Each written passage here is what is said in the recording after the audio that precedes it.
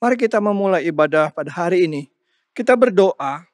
Pertolongan kita adalah dalam nama Tuhan yang telah menjadikan langit dan bumi, yang memelihara kesetiaannya sampai selama-lamanya, dan Ia tidak pernah meninggalkan perbuatan tangannya.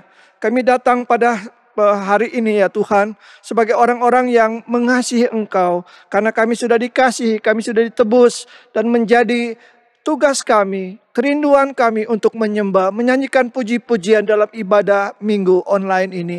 Kami mohon Tuhan, kami menolak pertolongan, kami menolak tipu daya melihat roh jahat dalam nama Yesus. Kami minta pertolongan Roh Kudus dalam ibadah ini. Dan inilah kami semua Bapa.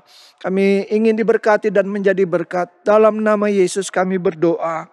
Kebaktian ini jadi dari awal sampai akhir. Di dalam nama Bapa, dalam nama Yesus Kristus anaknya, dan di dalam nama Roh Kudus. Amin. Haleluya. Sekali lagi shalom Bapak Ibu. Haleluya. Jujur Bapak Ibu, saya penuh dengan rasa sukacita pada pagi hari ini boleh ada bersama dengan Bapak Ibu, boleh bertatapan muka. Bukan hanya saja saya yang bersukacita, tapi kerajaan Allah bersukacita melihat kita dimenangkan di tempat ini. Haleluya. Ada amin? Yang penuh dengan sukacita saya mau lihat tangannya. Haleluya. Yang siap memuji nama Tuhan, kita beri kemuliaan buat Allah kita. Haleluya. Kita mau nyanyikan langit dan bumi, pujilah Tuhan. Kita mau bersukacita karena Dia. Haleluya. Mari kita bertepuk tangan bersama-sama Bapak Ibu. Haleluya. Hari ini kita mau bersukacita.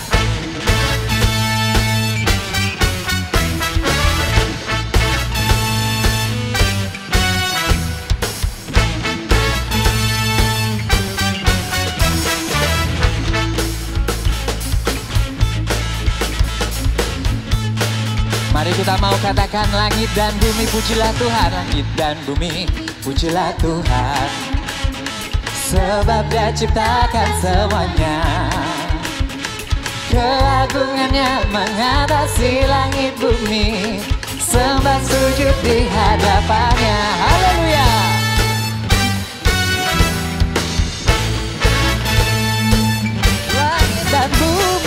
Langit dan bumi pujilah Tuhan. Sebab Dia ciptakan semuanya.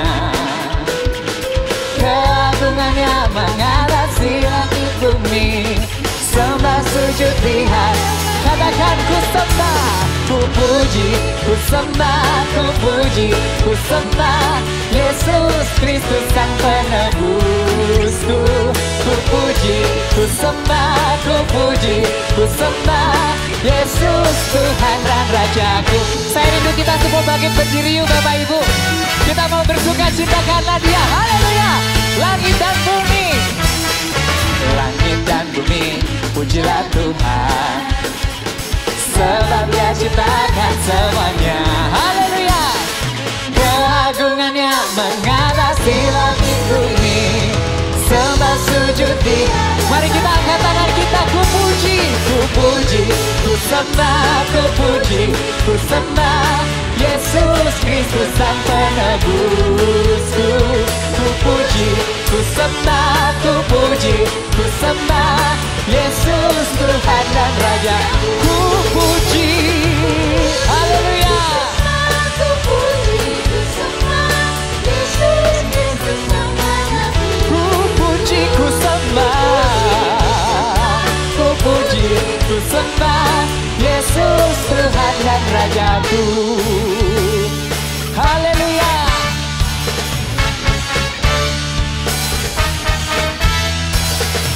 Sungguh kami bersuka cita karena Engkau Tuhan. Oh haleluya. Mari kita katakan haleluya. Haleluya. Amin. Amin. Haleluya. Amin. Haleluya. Haleluya. Amin. Haleluya. Amin. Haleluya. Amin. Haleluya. Haleluya. Amin. Saya rindu saya mendengar Bapak Ibu bersorak-sorai bagi Allah kita. Haleluya. Haleluya, amin. Haleluya. Sekali lagi kita mau katakan haleluya, amin. Amin. Haleluya, amin. Haleluya, amin. Haleluya, haleluya, amin. Haleluya, haleluya, haleluya, amin. Haleluya, haleluya. Yang bersorak-sorai beri kemuliaan yang luar biasa bagi Allah kita. Haleluya. Sebab kasih-Mu nyata di dalam kehidupan kami Tuhan. Kami mau terus bersorak bagi Dia. Haleluya. Kita mau menyembah Allah yang kudus, yang termulia. Kita mau memuji, memuliakan nama Dia. Sebab nama Dia adalah nama yang terindah di dalam hidup kita. Haleluya. Haleluya Kau Tuhan, haleluya Kau Yesus. Ini hati kami Tuhan. Kau yang terindah. Ini rindu kami Tuhan.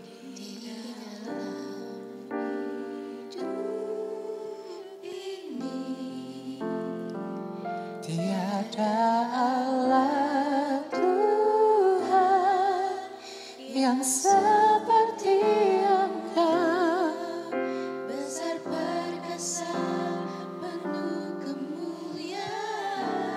Dengan segenap hati kita mau katakan Kau yang termanis Tuhan. Haleluya Kau Tuhan.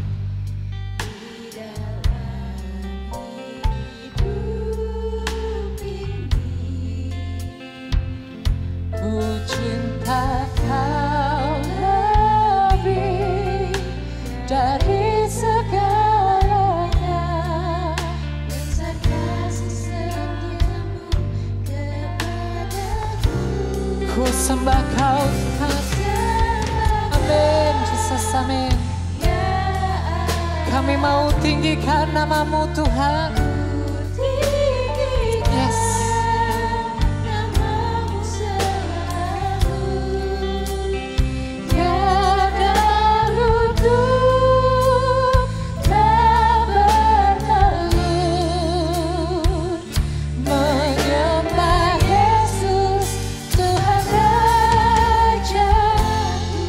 Yang termanis di dalam hidup kami Tuhan. Oh haleluya, dengan segenap hati kita mau katakan Kau yang termanis, amin Tuhan, di dalam hidup ini. Kami cinta Engkau lebih lagi Tuhan, lebih daripada segalanya Tuhan. Oh haleluya, besar kasih setiamu kepadaku, sembah Kau. Haleluya, haleluya, haleluya. Kami mau tinggikan nama-Mu Tuhan.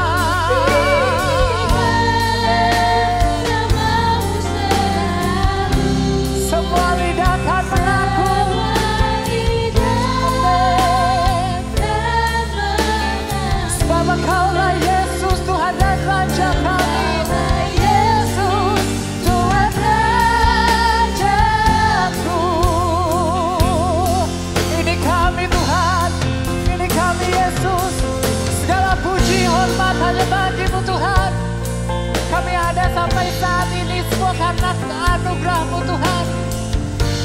Haleluya, haleluya. Kami gak mau sia-siakan waktu ini Tuhan. Kami mau berikan yang terbaik hanya untuk Engkau Yesus. Oh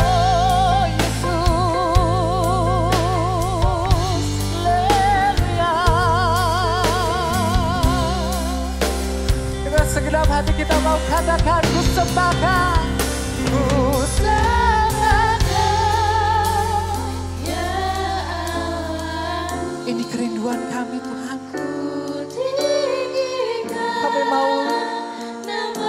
Kami mau terus menyembah nama-Mu Tuhan. Kami mau berlutut di hadapan-Mu Tuhan. Haleluya.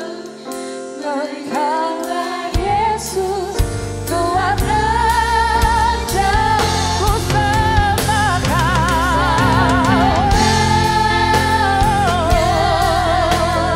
Haleluya, haleluya.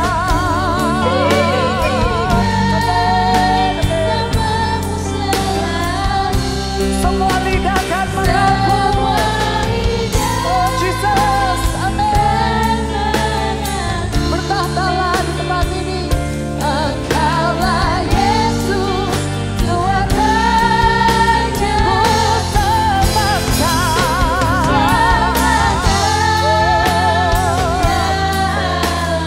Haleluya.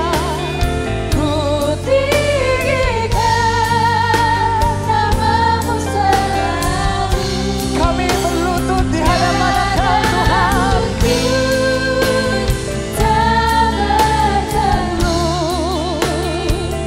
Menyembah Yesus, Tuhan Raja, ku sembah Kau Tuhan.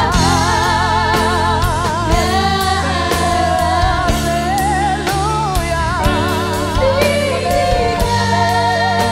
Nama-Mu selalu. Semua lidah akan mengaku.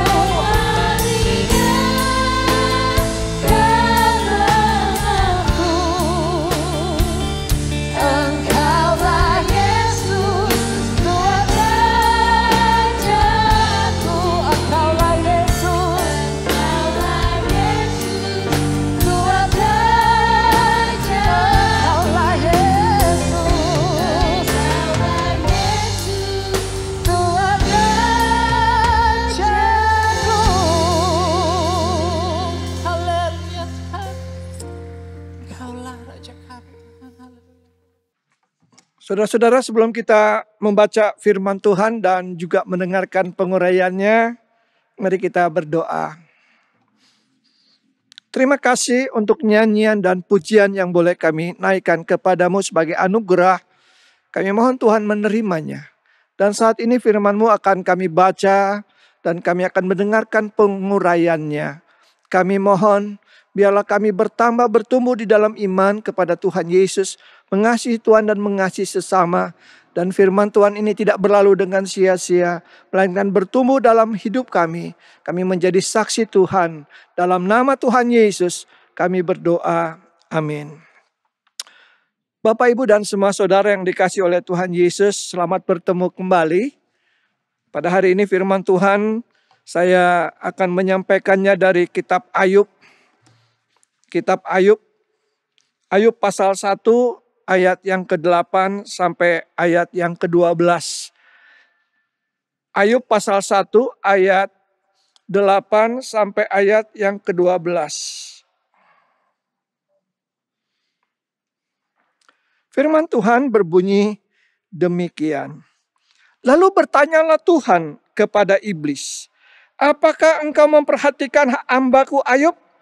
Sebab tiada seorang pun di bumi seperti dia, yang demikian saleh dan jujur, yang takut akan Allah dan menjauhi kejahatan.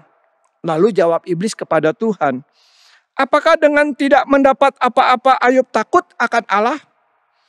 Bukankah engkau yang membuat pagar sekeliling dia, dan rumahnya serta segala yang dimilikinya? Apa yang dikerjakannya telah kau berkati, dan apa yang dimilikinya makin bertambah di negeri itu. Tetapi ulurkanlah tanganmu dan jamalah segala yang dipunyainya. Ia pasti mengutuki engkau di hadapanmu.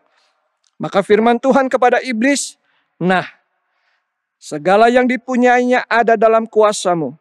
Hanya janganlah engkau mengulurkan tanganmu terhadap dirinya. Kemudian pergilah iblis dari hadapan Tuhan. Dan yang berikutnya dalam ayat 13 kita melihat kerja roh jahat untuk membongkar bangkit pribadi Ayub melalui kematian yang sangat begitu mendukacitakan, di mana harta bendanya, anak-anaknya mati. Ada 10 anak Ayub mati, saudara. Saudara yang kasih dalam Tuhan Yesus, Ayub ini hidup sejaman ya dengan Abraham. Karena waktu itu belum ada imam, ya, belum ada pengantara dalam ibadah. Jadi para bapak atau suamilah yang menjadi imam dalam keluarga. Suamilah yang memimpin keluarganya untuk beribadah kepada Allah. Ayub, seorang suami yang sungguh sangat bertanggung jawab, saudara. Kalau dilihat dalam ayat-ayat sebelumnya, dia melakukan ibadah. Dan Alkitab menulis, dia mempunyai moralitas yang begitu signifikan. Dikatakan saleh. Ia takut akan Tuhan. Ia jujur. Ia menjaga kekudusan bicaranya. Dan juga dalam hubungan dengan orang lain. Ia takut akan Allah. Dan sebagai bukti dia takut akan Allah, dia menjauhi kejahatan. Saudara, dalam pembacaan yang kita baca tadi, ternyata kalau saya merenungkan dan memikirkan bahwa Ayub tadinya tidak tahu bahwa ada pembicaraan antara Allah dengan iblis. Allah begitu bangga dengan Ayub, dengan kehidupan rohaninya, dengan kehidupan setiap harinya, yang boleh dikatakan dia menjaga hidupnya, menjaga keluarganya. Dan Allah mempromosikan dia, membanggakan dia di hadapan iblis. Lucifer dalam nama-nama malaikat. Saudara, kalau kita melihat di dalam perjanjian lama, ya, ada 3 malaikat. Yang pertama adalah Gabriel, yang kedua adalah Mikael, dan yang ketiga adalah Lucifer. Lucifer ini adalah pemimpin, ya, satu pribadi malaikat yang memimpin puji-pujian kepada Allah. Boleh dikatakan dia memimpin nyanyian penyembahan. Dia mengangkat kemuliaan hanya bagi Tuhan. Dan begitu dahsyatnya, saudara, pribadi ini. Ya. Dan kemudian ada Michael. Dia salah satu daripada pemimpin-pemimpin para malaikat.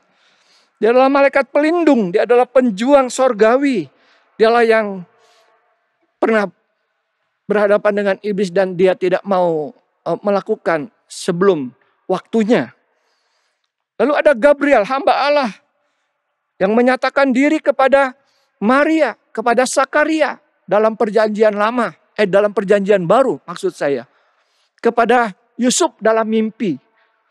Saudara, Gabriel adalah malaikat pelaksana untuk menyatakan kehendak Allah, rencana Allah kepada manusia.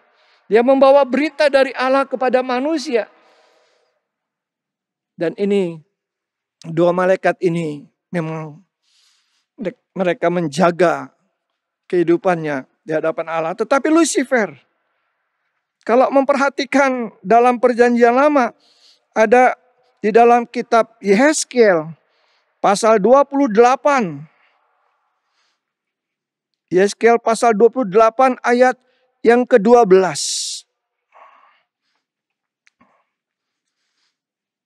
Di sana, saudara, Raja Tirus digambarkan, ya, diilustrasikan, dia adalah pribadi dari malaikat yang bernama Lucifer. Karena itu dihubungkan dengan peristiwa di Eden. Ya, di sini ditulis mengenai Raja Tirus. Gambar dari kesempurnaan engkau, penuh hikmat dan maha indah. Ayat 13, Yehezkiel pasal 28. Engkau di Taman Eden, yaitu Taman Allah. Ya.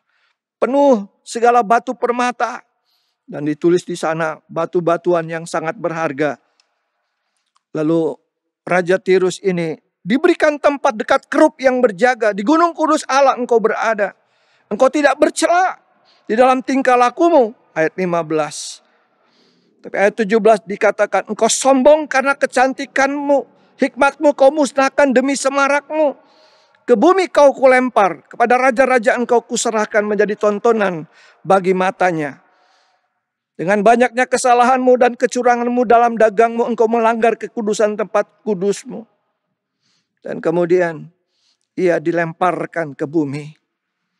Saudara yang kasih dalam Tuhan Yesus, pribadi ini yang mencobai ibu pertama di muka bumi, yaitu Hawa. Dan begitu dahsyatnya sehingga manusia kehilangan kemuliaan Allah. Sejak itu manusia ada di dalam ikatan dosa. Dan roh-roh jahat dengan pimpinan Lucifer, ada juga namanya Abaddon. Dan ada beberapa nama lain. Dan berusaha untuk menggagalkan orang-orang untuk memberontak kepada Tuhan. Sampai sekarang dia masih mengerjakan hal yang sama untuk menggagalkan orang-orang percaya. Menggagalkan saya dengan saudara dalam mengikut Tuhan.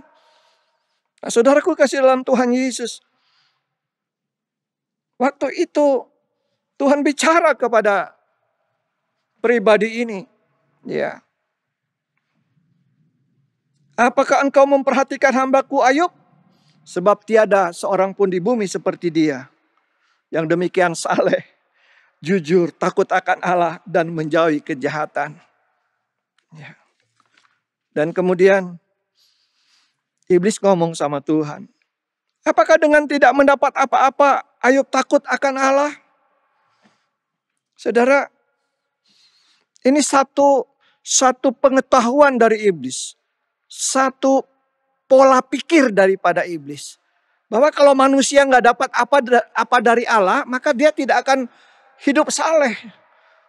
Ya. Kalau manusia hidup semaunya diri sendiri, hidup dalam kejahatan, ya, maka pasti mereka akan tidak takut kepada Allah, tidak dapat apa-apa. Saudara, pola pikir daripada iblis adalah ukuran dunia. Ya. Dengan apa yang dimiliki. Dengan mendapat kekayaan dan harta benda maka orang bisa hidup saleh. Kalau dicukupkan maka dilimpahkan. Maka dalam pemikiran iblis bahwa orang-orang itu akan menjadi lebih rohani. Itu yang dikatakan. Ya. Apakah dengan tidak mendapat apa-apa Ayub takut akan Allah? Artinya saudara, kalau dalam bahasa saya, coba Ayub gak punya apa-apa. Coba Ayub gak punya harta. Coba Ayub tidak menjadi orang kaya pada zaman itu. Pasti dia tidak takut akan Allah. Saudara, kita tahu bahwa iblis menyediakan, memberikan tawaran kepada dunia, kepada orang untuk mendapatkan kekayaan. Kita ingat ada daerah Gunung Kawi. Ya, ada tempat-tempat tertentu. Dan para pedagang juga apabila banyak saingan maka ia berusaha untuk menjadi pelaris. Ya. Mempunyai pelaris sehingga dagangannya laku. Dan itu semua dikerjakan dalam hubungan dengan praktek-praktek perdukunan. Dan di balik itu kita tahu ada kuasa-kuasa kegelapan. Menyediakan segala yang diperlukan oleh manusia. Kenikmatan hidup. Kenikmatan tubuh. Dan di balik itu manusia menjadi tidak menghargai Allah. Tidak takut akan Allah. Hidup dalam dunia kejahatan. Saudara boleh lihat sekarang. Kerja kuasa kegelapan begitu memporak-porandakan. Gereja Tuhan dibuat kacau. Ya. Anak-anak muda dibuat salah di dalam pergaulan, seks bebas dan sebagainya. Dan pikiran manusia hanya kepada harta benda. Menjadi ukuran mereka adalah kekayaan dan kecukupan dan kenikmatan hidup. Iblis tahu itu saudara. Dan dia berbicara itu kepada Tuhan. Coba manusia. Coba Ayub gak punya apa-apa. Pasti dia tidak saleh. Dia tidak. Dia akan berusaha dengan caranya sendiri. Dan dia tidak takut akan Tuhan. Dan pengetahuan iblis yang berikutnya sudah dalam ayat 10. Bukankah engkau yang membuat pagar sekeliling dia. Dan rumahnya serta segala yang dimilikinya. Apa yang dikerjakannya telah kau berkati. Dan apa yang dimilikinya makin bertambah di negeri itu. Tetapi ulurkan tanganmu dan jamalah segala yang dipunyainya. Ia pasti mengutuki engkau di hadapanmu.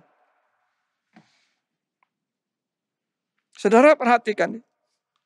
Iblis tahu bahwa Ayub itu dipagari oleh Tuhan. Rumahnya dipagari, ada pelindungan daripada Tuhan.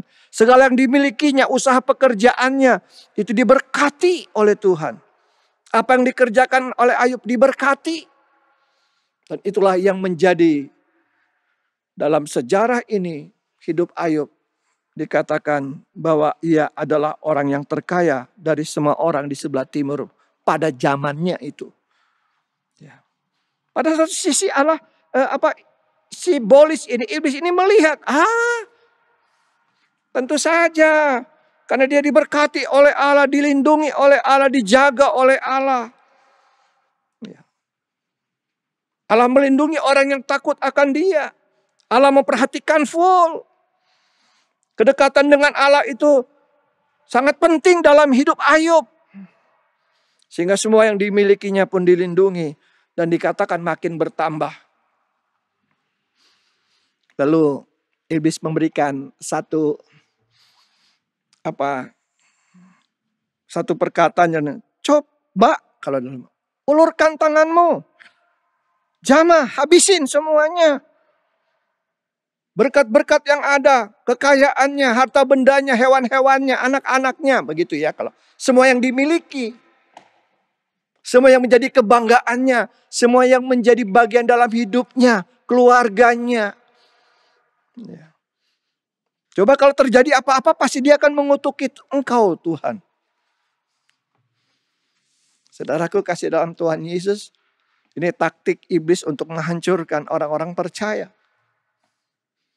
Pada saat ini, kalau orang-orang percaya tidak mempunyai kekuatan, tidak mempunyai hidup yang mengandalkan Tuhan, ya, maka ia bisa mengutuk Tuhan, bisa menyangkal di Tuhan.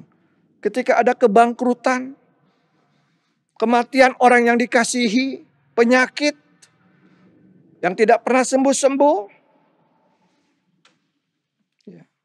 pasti itu akan membuat orang kecewa sama Tuhan. Berdosa dengan mulutnya.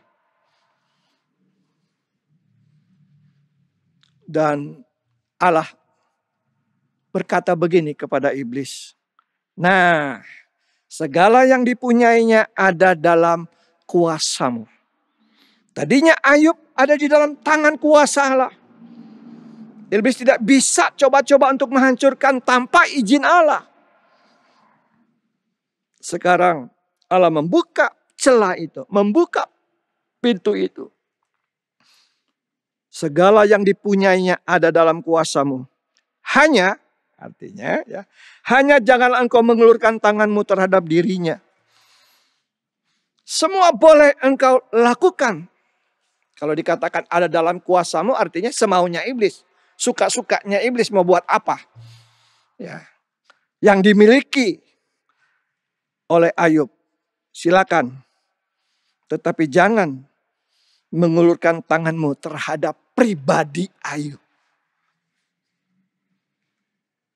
Tuhan ingin menyatakan kepada iblis bahwa Tuhan selalu memberikan kemenangan kepada orang-orang yang takut akan Tuhan. Sebab itu dia memberikan batasan. Boleh yang dimilikinya. Dan memang kalau lihat di dalam ayat 13 dan berikutnya. Satu keparahan. Ya, ada 11.500 hewan peliharaan daripada Ayub. Semua budak-budaknya yang begitu banyak. Dalam satu hari itu habis. Dan yang membuat dia begitu susah hati adalah anak-anaknya yang 10 itu mati pada hari yang sama. Saudara, seorang yang takut akan Allah, seorang yang menjadi imam, seorang yang bertanggung jawab secara rohani dan juga secara keperluan hidup setiap hari untuk anak-anaknya, untuk rumah tangganya. Ayub belum tahu bahwa itu rupanya di belakang itu ada pembicaraan antara Tuhan dengan iblis. Wah, saya percaya bahwa dia sangat susah hatinya. Kalau lihat di dalam pasal 2, istrinya katakan, ya, mati aja kamu. Ya, kalian, mati aja kamu, masih bertekunkah engkau dalam kesalahanmu, kutukilah Allahmu dan matilah. Pertama kali saya bilang, wah ini istri kurang ajar ini. Tetapi saya mulai ada pikiran begini saudara. Ya istri mana sih yang bisa tahan, ya, kalau suaminya udah sungguh-sungguh sama Tuhan, dia menjadi imam, dia menjaga kesucian anak-anaknya, ya, dia mencukupkan keperluan keluarganya, dia punya kelakuan yang baik di tengah masyarakat, dia menolong banyak orang pada waktu itu. Kalau melihat dalam tulisan-tulisan yang berikutnya. Lalu sekarang dia mengalami penderitaan seperti itu. Dia gatal-gatal dan dia berusaha untuk menggaruknya dengan beling. Dan dalam penderitaan yang amat sangat. Pasti seorang istri mana yang tega seperti itu. Dan dia bilang, percuma saja. Percuma saja. Dan kadang-kadang kita seperti itu bukan? Percuma. Mama, ibadah-ibadah rajin-rajin tetapi kok buktinya seperti ini. Atau istri katakan, percuma Pak. Papa melayani tetapi kok keadaan. Ya. Dan istri Ayub mengatakan, kutukilah. Saudaraku kasih dalam Tuhan Yesus. Saya bilang, udah lebih baik kamu mati. Aku tidak tahan melihat penderitaanmu. Itu hati seorang istri ketika melihat suaminya terpuruk. Tapi saudaraku yang kekasih dalam Tuhan Yesus sangat dahsyat dan sangat indah. Ayat yang berikutnya. Dalam kesemuanya itu Ayub tidak berbuat dosa dan tidak menuduh Allah berbuat yang kurang patut.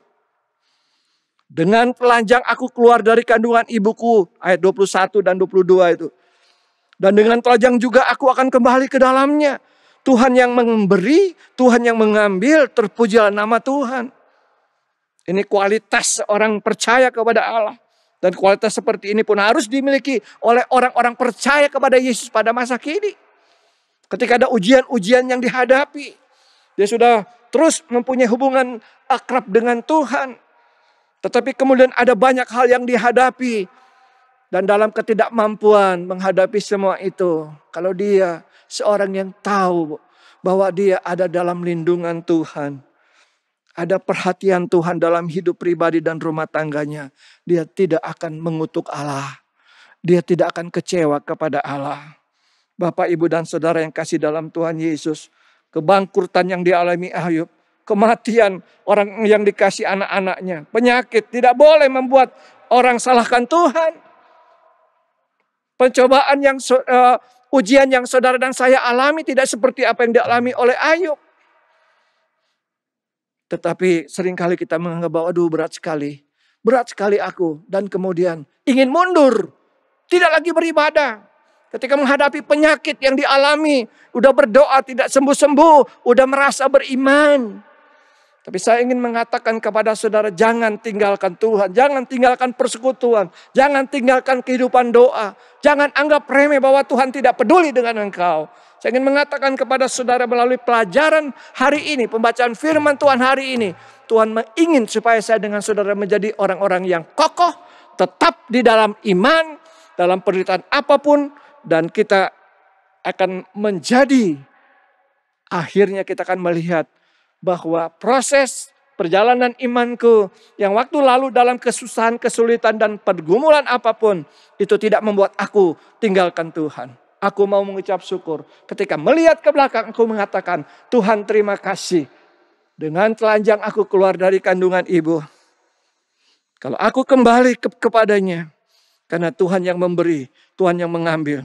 Kalau Tuhan izinkan itu semua terjadi, aku akan mengatakan, terima kasih Tuhan, terpujilah nama Tuhan. Haleluya.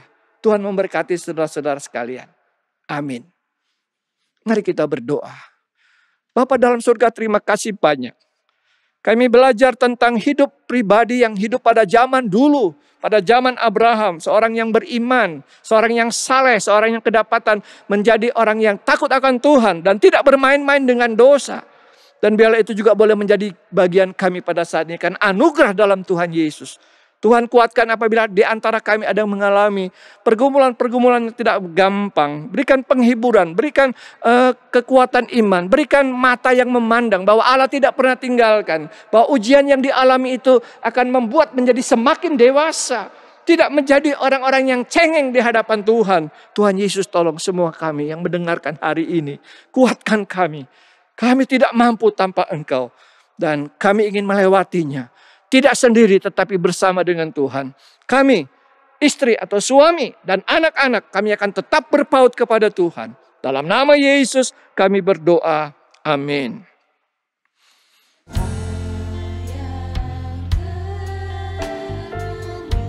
Haleluya, Kau Tuhan.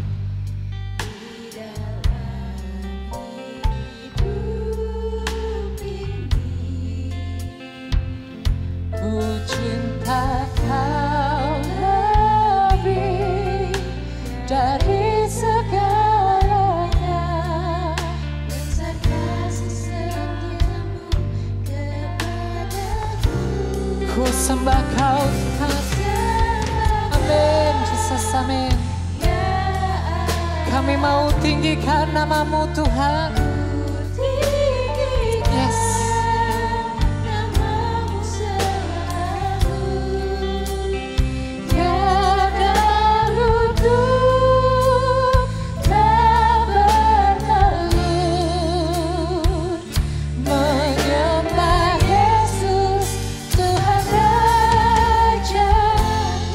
Yang termanis di dalam hidup kami Tuhan. Oh haleluya, dengan segenap hati kita mau katakan, Kau yang termanis, amin, di dalam hidup ini. Kami cinta Engkau lebih lagi Tuhan, lebih daripada segalanya Tuhan. Oh haleluya, besar kasih setiamu kepadaku, sembah Kau. Haleluya, haleluya, haleluya. Kami mau tinggikan nama-Mu Tuhan. Nama-Mu selalu